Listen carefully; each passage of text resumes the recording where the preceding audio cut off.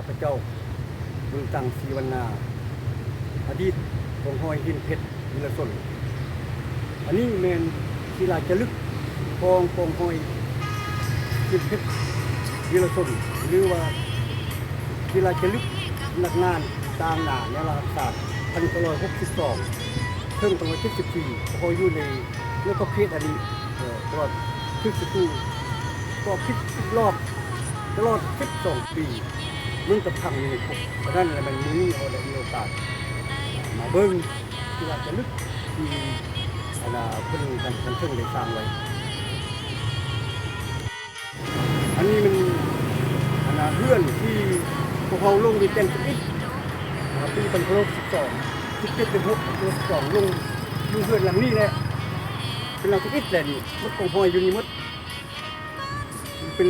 ต่อมาเป็นเพื่อนของทางภูมิวงศ์จิตเนาะและตัวต่อไปแล้วมันทางภูมิคุณที่หน้าแล้วมันต่อนี้บนคนเสียชีวิตอยู่ต่อเขานี่แหละเพื่อนของเจ้าสุพรรณงงอยู่หลังนี้แหละแต่62คน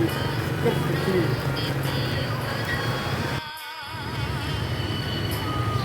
ศูนย์กลางแนวรักสังสาตเนาะทางลุ่มนี้จะเป็นศิลาจารึกของสำนักงานผู้ต่างหน้าแนวรักษาสมัยก่อนอยู่ตั้งแต่1962เป็น74แต่เป็นยังจังว่าจะเขียนเช่นนี้ว่า64ถึง74เพราะว่าปี1964เป็นปีที่ขึ้นป้ายสำนักงานผู้ต่างหน้าแนวรักษาขึ้นป้ายปี64ถึง74เนาะฉะนั้นแล้วออมไปทา